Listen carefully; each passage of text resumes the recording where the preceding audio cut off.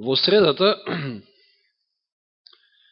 зборувавме, оние кои што беа присутни, за што зборувавме? Ајде, од средата барем им сигурно ќе ви текне, ако не ви текне од сабота, од среда ќе ви текне. Да,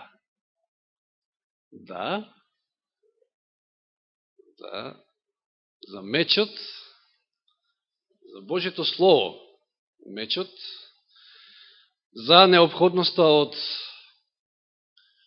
тоа да го имаме, како прво, фала му на Бога, ни го дал денеска, го имаме слободно на располагање и да знаеме како да го користиме, затоа што, како што видовме, од сите 6 елементи што ги содржи оној војник Христов, 5 се дефанзивни, а само мечот е офанзивен и користи за да се браниме успешно од непријателот. Јас денеска би одел во некоја слична насока, разгледувајќи една парабола во Матеј 7 глава, со која што Исус ја завршил својата беседа на гората, на блаженството. И тоа не случајно вака завршил. Ајде да ја прочитаме. Матеј 7 глава, 24 до 27 стих. Значи, зборувал, тоа е една прекрасна проповед, Исус што ја кажал, цела 5 глава, цела 6 глава, цела 7 глава Матеј, цели 3 глави, значи, една прекрасна проповед за практично христијанство и како еден христијанин треба да живее, и на крајот ја завршува оваа беседа со зборовите. И така, секој кој ги слуша овие мои зборови, се тоа што го кажав до сега, секој оној кој што ги слуша овие мои зборови и ги исполнува, ќе го споредам јас со благоразумен човек, со мудар човек, значи, кој ја изградил својата куќа на камен. И заврна породен дожд, и надојдоа реки, и дувна ветрови, и навали на таа куќа, но таа не се разорна, зашто беше заснована на камен. И секој кој ги слуша овие мои зборови, а не ги исполнува, ќе биде спореден со безумен човек, кој ја изградил својата куќа на песок. И заврна породен дожд, и надојдоа реки, и дувна ветрови, и навали на таа куќа, и таа падна, и незиното паѓање беше големо. Не случајно вака Исус завршил. Веројатно, често пати и ние знаеме да истакнеме кога проучуваме дека залудно е ако сега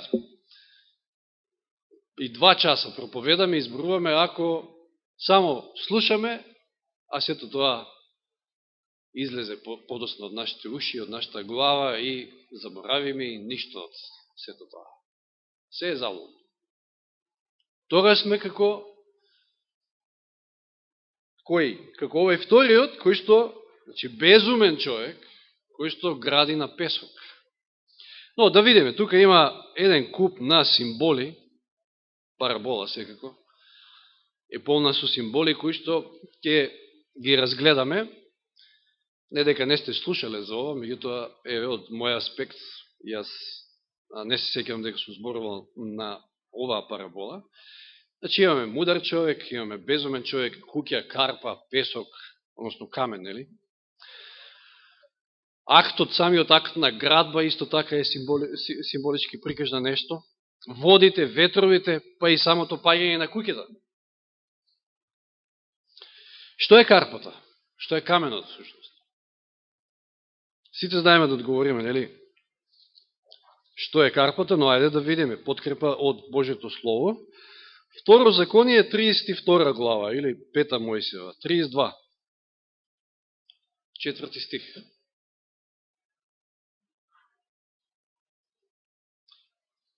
И не знам зошто, ама ете, и Константинов, а и песнарката е полна со овој збор стена, стена, стена, стена. Веројатно, може би некои од песните полесно се пеат така, меѓутоа дали стена е македонски збор, не знам, не е, секако не е. Карпа, да, во ред. Како и да е. Тоа е, вели, стена, во овој превод, читам како што е, тоа е стена. Делото му е совршено, зашто се прави сите негови патишта. Тој е верен Бог и нема неправда. Кој е тој кој што е карпа во овој стих? Бог. Поточно овде не ни се кажува кој, тука се вели Бог е тој кој што е стена и карпа. Втора книга Самуилова, 22 глава. Втора книга Самуилова.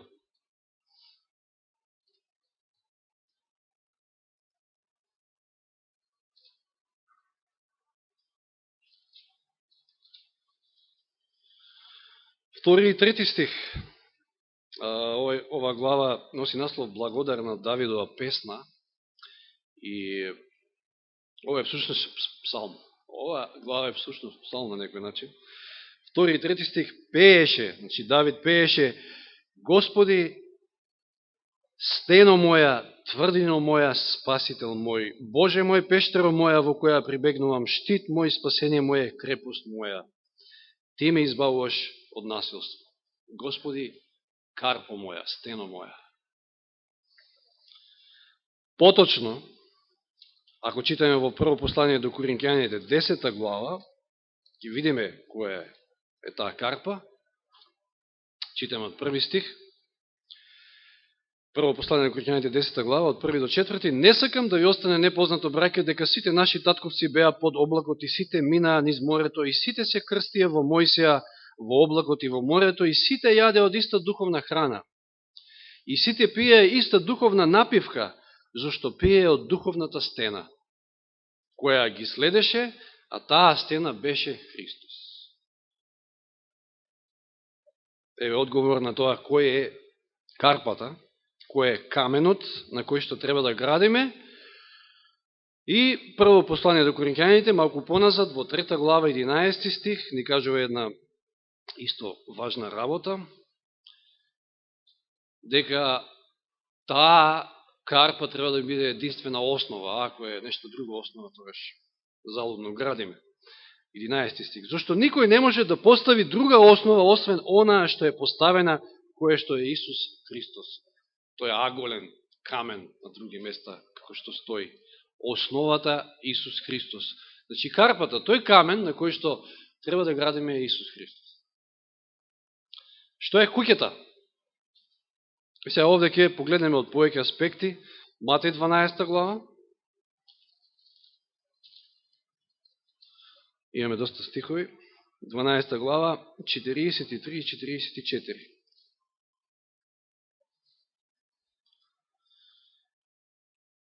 Ови се исто познати стихови, значи со нечистиот дух кој што најнапред ќе излезе од човекот, значи ја читаме. Кога нечистиот дух излегува од човек, минува низ безводни места, барајки одмор и него наоѓа. Тогаш вели, ќе се вратам во својата куќа, од каде излегов. Што е куќата овде? Човекот, да. Премногу е јасно од самиот стих. Значи, ние, секој од нас како поединец е куќа, кој што треба да се градиме, самите ние, на Христа, на каменот, на карпата. Псалм 127. Псалм 127. Први стих, да. 127. Псалм, први стих. Ако Господ не го гради домот, или куќата, и тоа е убав назив ова, дом, затоа што куќа е празна куќа, меѓутоа дом веќе се подразбира нешто многу повеќе. Ако Господ не го гради домот, направно се трудат зидарите. Ако Господ не го чува градот, напразно бдее стражарот. И сега во контекст, ако читаме во третиот стих, се спомнуваат синови. Синовите се дар на Господ. Што е овде куќата? Што е домот?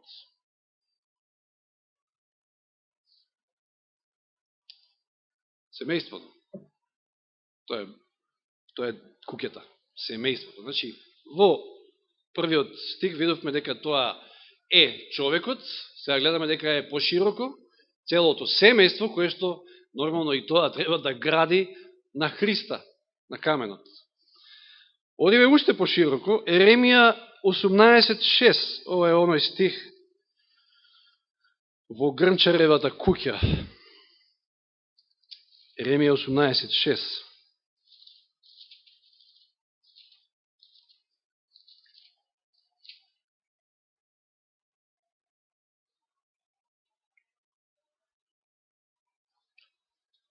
Значи словото му доаѓа на Еремија, стани и слезе во грнчаровата куќа во ред. И сега 6 стих вели: не можам ли и јас да правам со вас, Господ се обраќа, како овој грнчар Израелев дому? Зборува Господ: еве како глината во грнчаровата рака и вие сте во мојата рака, Израелев дому. Кој е домот, кој е куќата? Божиот народ, Израел. И во Стариот Завет имаме и повеќе места за тоа, кои што укажуваат на тоа дека Божиот народ е наречен како куќа, како дом, кој што треба да се гради на таа карпа. И во Новиот Завет, што е во Новиот Завет дом, куќа, на што укажува? Прво послание до Тимотеј, 3 глава. Прво послание до Тимотеј, 3 глава, 14-15 стих. Ова ти го пишувам надевајќи се дека скоро ќе дојдам при тебе, но во случај да се подзабавам, да знаеш како да се однесуваш во Божиот дом, кој е црква на живиот Бог, столб и потпора на вистината. Црквата на живиот Бог, Божијата црква, е Божиј дом, тоа е таа куќа која што исто така треба да биде изградена на единствената основа на Христа. Значи и како поединци, и како семејство, и како црква треба се градиме на карпата, на Христа. За жал, нашите комши велат дека црквата треба да биде изградена врз Петар. Обајајќи тој бил карпата, меѓутоа да не се навраќаме на тие стихови, знаеме дека едно мало каменче не може да биде корисно за темел. И кога се има предвид дека тоа каменче во случајот на Петар, како што е значењето на неговото име, е и каменче, јас обично билам да кажам некојаш, каменче кое што се тркало, значи едно каменче, еден дел од песок, да кажем. И ако градиме на песок, знаеме кај ќе стигнеме. Меѓутоа, ако забележите во целата Библија, никаде карпата не е символ на човек. Никаде, секојаш е Бог. Се символизира Бог, преку карпа, преку камен. Сега, како да градиме на карпата врз Христа? Значи, како да градиме и што значи тоа? Ова е исто многу битен дел. Значи, да се навратиме во Матеј 7 глава, 24 стих, значи, почетокот од оваа парабола. Како треба да градиме? Што вели стихот 24? И така секој кој ги слуша овие мои зборови и ги исполнува. Слушајќи ги и исполнувајќи ги Божите зборови, Христовите зборови во случај. Знаете ли, кој израз е искористен, односно кој збор е искористен во изразот овде преведен мои зборови? Или моето кажување тамо во англискиот превод, мислам дека. Логос. Исто како и во Јован 1 глава 1 стих. Словото. Логос. Значи, и така, кој ја слуша Библијата, кој го слуша Словото, можеме да кажем, и го исполнува, тој е благоразумен човек, кој што гради на карпа. Проучувајќи го Словото и прифаќајќи го во животот, ние градиме на карпа. И еве цитат од, значи повеќето цитати ќе бидат од гората на блаженствата. Во Христовите зборови кажани на гората содржани се големите начела на законот и правата Божја природа. И оној што дзида на нив, дзида на Христа, карпата на сите векови. Кога ја примаме Божјата реч, го примаме Христа. И единствено оние кои така ги примаат неговите зборови, дзидаат на него.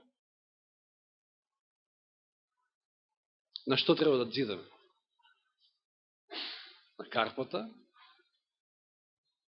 слушајќи го Словото и исполнувајќи го. Ефесјаните 2 глава. Ефесјаните 2 глава додава на ова. Ефесијаните 2, 19 и 20.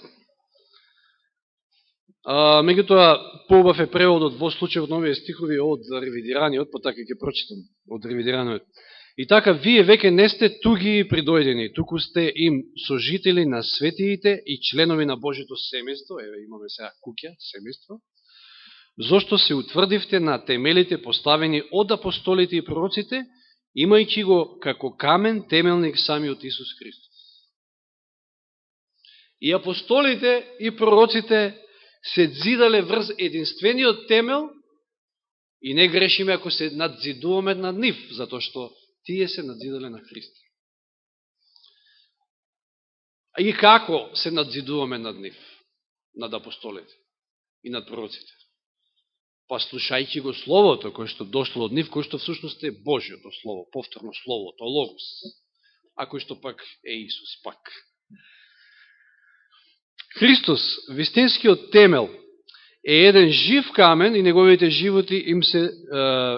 живот им се доделува на сите кои што дзидаат на него. Камењата стануваат едно со темелот, оти еден ист живот престојува во сите. Тоа е една жива градба. Ваквата градба не може да ја сруши никаква бура, зашто оние кои што живеат во Бога, се ќе пребрдат со него.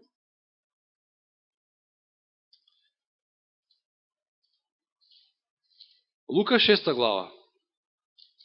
Се уште сме во оној дел како да дзидаме и на што да дзидаме, веќе видовме на што. 6 глава, 47-48 стих. Истата парабола, меѓутоа со зборовите на Лука, кај што гледаме уште еден битен елемент. Значи 6 глава Лука 47-48. Секој кој доаѓа при мене и ги слуша моите зборови и ги исполнува, ќе ви кажам кому му е сличен. Сличен е на човек кој гради куќа и сега внимавајте, ископал длабоко. За да градите на карпа, за да градите на цврсто и добро тло, некојаш е потребно да копате длабоко. Да. И поставил основи на камен, а кога стана наводение, овде вели, наводнение, односно, или поплава, реката се насуши кон куќата, но не можеше да ја помрне, зашто беше добро изградена. Како можеме добро да се изградиме врз основа на таа карпа и слушајќи и проучувајќи го Словото? Како? Некако површни читатели, се сеќавате од оние 10 девици, 5 лудите беа површни читатели. Од неодамна спомнам. Но ние треба длабоко да проучуваме и добро да се втемелиме, затоа што тоа ќе биде тест у последно време. И у последно време ќе издржат само оние кои што се длабоко втемелени, кои што се втемелени на карпата, на вистината, на Словото. Треба да копаме длабоко. Сега, под ова градење, кога имаме во обзир дека и ние сме куќата, што подразбираме под градење на таа куќа? Изградба на нашиот карактер. И тоа не е лесно, ќе признаеме. Сите ние со години сме во црква и сите ние си имаме своји слабости и се уште се бориме со нешто. Еве што вели Елен Вајд во Мисли од гората на блаженствата. Осврнувајќи се повторно на таа куќа која што е изградена на карпа. Значи во практичен смисол. Овие куќи биле изградени со тешка мака. Не е, значи многу полесно е да изградиш куќа некаде на рамно тло, каде што може лесно тука и камион да стигне, и бетон, и се, отколку таму некаде на некој рит, во некој карпи. Овие куќи биле изградени со тешка мака. Не било лесно да им се прииде и нивната положба изгледала по-непривлечна од оние на пољаните. Меѓутоа, тие биле утврдени на камен, така што виорите, бесните бранови бури залудно се обидувале да ги срушат. Тешко е. Навистина, изградбата на карактерот не е лесна работа. Но, ако го изградите на карпа, тогаш ќе бидете силни и ќе ги издржите сите проби. Карактерот не се обликува случајно. Еден друг цитат од Совети за детето, онаа книга. Карактерот не се обликува случајно, значи, тој не се одредува од едно избувнување на темпераментот или еден чекор во погрешна насока. Значи, секој од нас може некојаш да направи некој чекор во погрешна насока, меѓутоа не се обликува карактерот на тој начин, туку се обликува постепено, стекнувајќи навики. Повторувањето на еден акт причинува тој да стане навика и го обликува на тој начин карактерот, или за добро или за лошо. Значи, тие лоши навики кои што ги имаме, сега треба да ги замениме со добри, поучувајќи се од Словото и градејќи на Словото и на карпата на Исуса Христа. Правилните карактери можат да бидат обликувани само со истрени и неуморни напори. Значи, тука има човечки напор секако. Како што рековме, не е лесно да се изгради куќа на карпа. Преку усовршување на секој доверен талент и способност на Божја слава. Секој талент, секој дар треба да го усовршуваме на Божја слава, затоа што затоа сме и создадени, како што видовме во пуката, да го прославиме Господа. Што значи градење на песок? Спротивно од ова, видовме во 26 стих од 7 глава Матеј.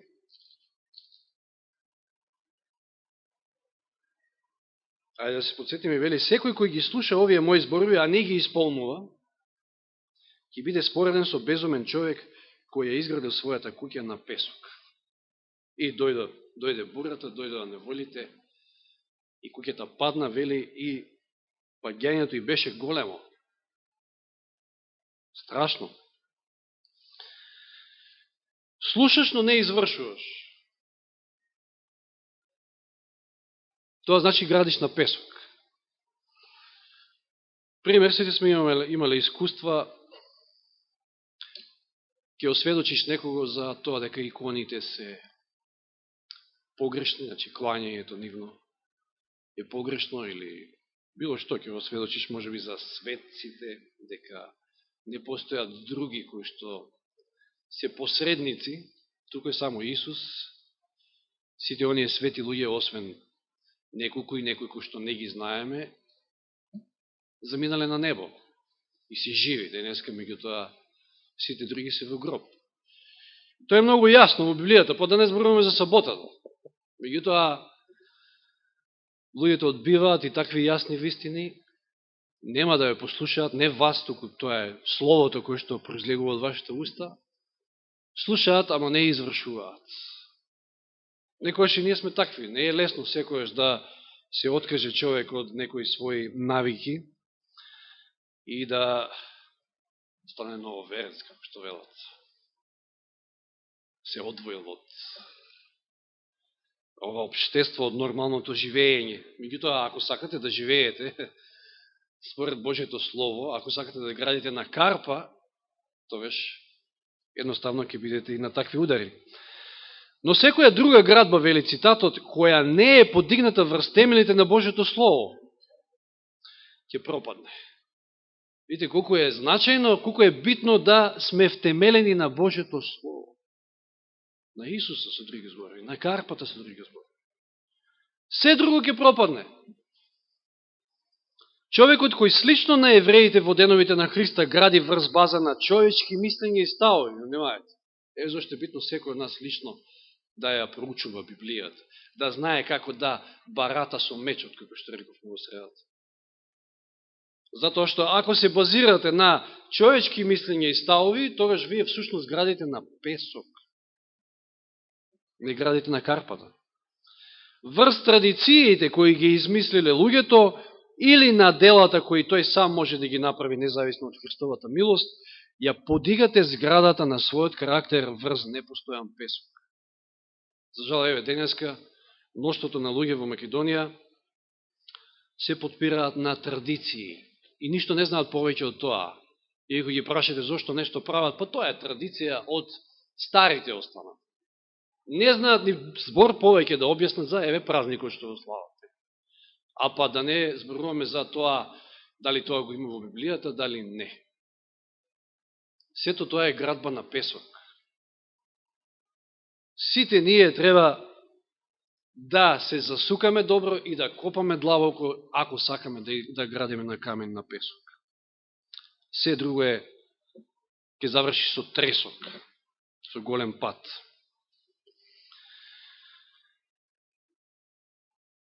Зошто завршува оваа 7 глава, односно целата беседа со следниве стихови, значи 28 и 29, веднаш после параболата. И кога Исус ги заврши овие зборови, откако ја кажа параболата, откако кажа целата проповед, значи народот се чудеше на неговото учење. Зошто?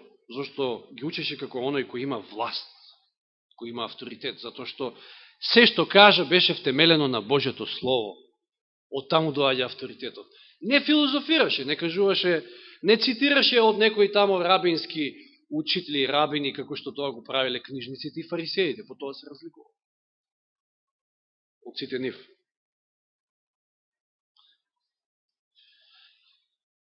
Што е со ветриштата во параболата? Што се ветриштата? Откровение 7 глава. На почетокот од Откровение 7 глава се сеќавате, тука се она видение како Јован ги гледа 4 ангели, како стојат на 4 агли на земјата, држејќи и 4 земни ветрови, за да не дува ветер ниту на земјата, ниту по морето, ниту по некое дрво. И видов друг ангел кој се издигна од исток и кој имаше печат на живиот Бог, па почна да им вика со силен глас на 4 ангели, на кои им беше дадено да им напакостат на земјата и на морето. Велејки, не пакостете и на земјата, ни на морето, ниту на дрвјата, доека не ги запечатиме челата на слугите на нашиот Бог. Што се ветриштата? Неволите. Пакостење, значи, како што вели овде. Уништување, неволи. И не само тоа. Ефесијаните 4 глава. Што друго? Божјето Слово подразбира под ветрови. Ефесијаните 4 глава, 14 и 15.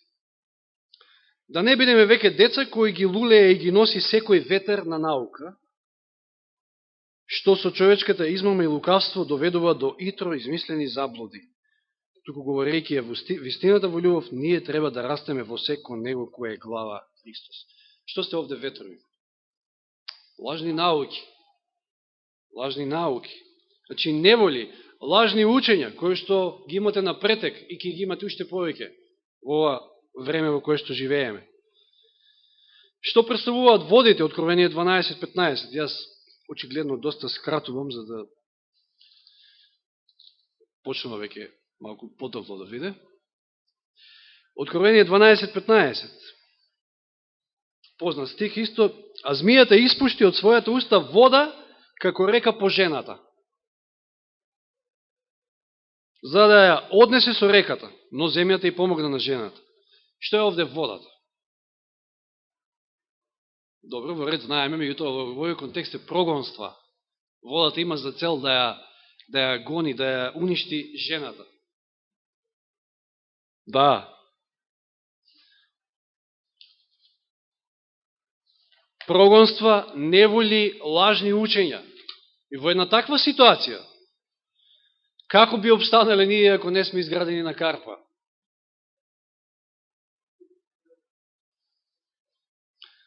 Последната голема битка, слушате ги овие зборови од големата борба, овој цитат секојаш ми се врти во глава, затоа што е многу битен. Последната голема битка ќе може да ја издржат само оние кои своите души ги засилиле со вистините на Библијата, или се добро втемелени на библиските вистини, на Библијата, на карпата. Имаат темел на карпата градат. Добро втемелени. Секој поединец ќе стои пред прашањето, на тест, значи, ќе биде. Дали повеќе ќе го слуша Бога или човек? Затоа што тоа е системот кој што се гради Вавилон, тоа се човечки мудрувања, човечки науки, нешто што е песок, нешто што нема темел во Библијата. Дали ќе му верувате на Бога или на човек? Решавачкиот час сега е пред врата. Дали нашите нозе се втемелени на карпата, на непроменливото Божјо Слово? Сите ги бидеме ставени на овој тест. Сега, меѓу другото, видовме дека и преку куќата е представена црквата. Во Откровение 14 глава, втората ангелска вест, и во 18 глава на почетокот, каде што се повторува на некој начин втората ангелска вест, па и третата, што имаме? Дека Вавилон падна. Така? Ако куќата представува црква, Вавилон е религиозен систем. И се на куп, меѓутоа пред се, таа жена, таа блудница со своите керки, тоа се отпаднатите цркви. Кои што значи сега падна Вавилон? Како паднал Вавилон? Зошто паднал Вавилон? Зошто паѓа? Ќе падне од допрва всушност. Пред се. Затоа што гради на песок, а не на карпа, на каменот, на лажни човечки мудрувања и науки. И денеска се воспоставува тој светски систем кој што се базира токму на таа човечка мудрост и моќ, како во времето на Вавилонската кула. И слушате ги овие цитати за на крај. Вели од Патриарси и пророци, овие се два цитати. Решиле, во времето на Вавилон, сега се враќаме, кога се гради Вавилонската кула, решиле тука да подигнат град и во него кула со чудовидувачка височина, бидејќи таа требало да представува вистинско светско чудо. Тој потфат е превземен со цел да се спречи раселувањето на народите по населби. Ова е нешто спротивно до што Бог го кажал. Овие не градат на карпата, не градат на Словото Божие, туку сосема поинако. Тој потфат е превземен со цел да се спречи раселувањето на народите по населби. Бог на луѓето им наредил да се разотидат по цела земја. Меѓутоа, овие градители на Вавилон решиле својата заедница да ја сторат единствена и да основаат монархија која подосна ќе ја покори сета земја. Внимавајте, ова се пресликува на денешно време. Монархија која што ќе ја покори цела земја. Подосна. Така нивниот град би станал престолнина на едно сеопшто светско царство. Величествената кула, која би допирала до небото, замислено е да остане како споменик на мудроста и моќта на незините градители и нивната слава вечно да ја пренесува, да се пренесува од поколение на поколение. Човечката мудрост, човечката слава. И сега имаме подолу, исто во тој текст од Патриарси и пророци, и денес има луѓе кои градат кули, под наводници, кули, неверниците своите теории ги градат врз боживни заклучици на науката. Овде ги спомнува неверниците. Се базираат на еволуција, на, не знам, некаква си теорија, Биг Бенг, или не знам што,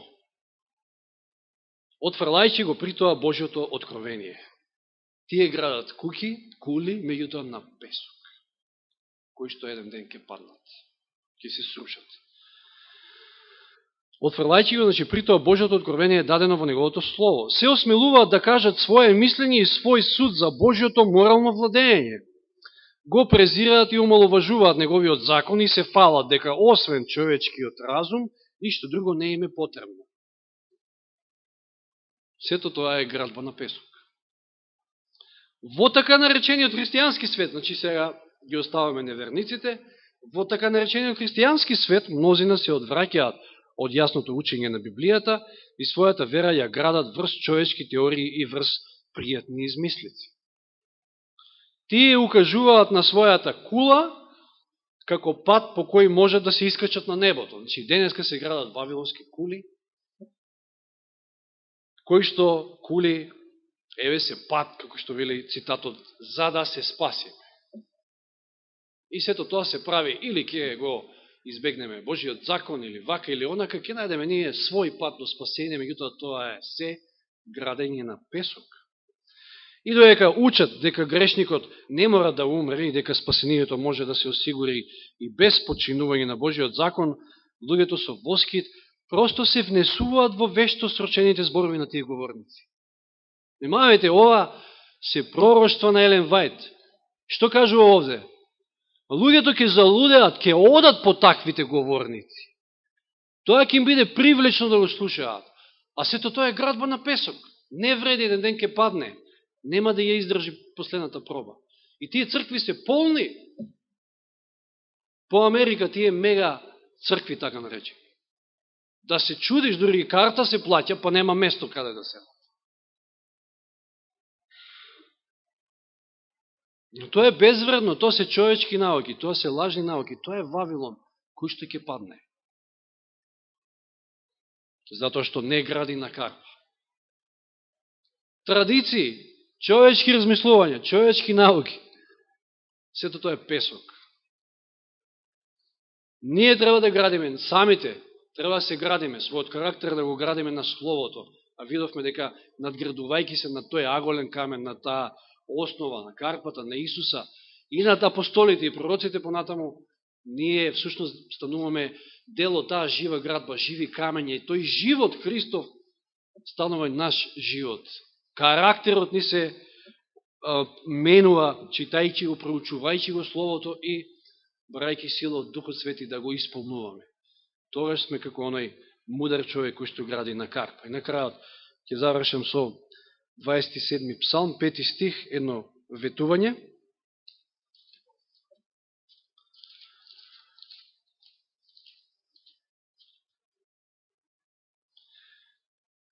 Давид вели овде, тој ме засолнува во својот шатор, во зол ден ме крие во скрилницата на својот шатор. Тој ме издига на карпа. Предадете му се на Господа, да му се предадеме всушност на Господа во негови раце, тој ќе не издигне на сигурно тло, на карпа, а ние да му бидеме послушни, да го слушаме Словото и да го исполнуваме со негова помош, и така ќе бидеме сигурни пред секоја наредна проба која што ќе дојде. Амин.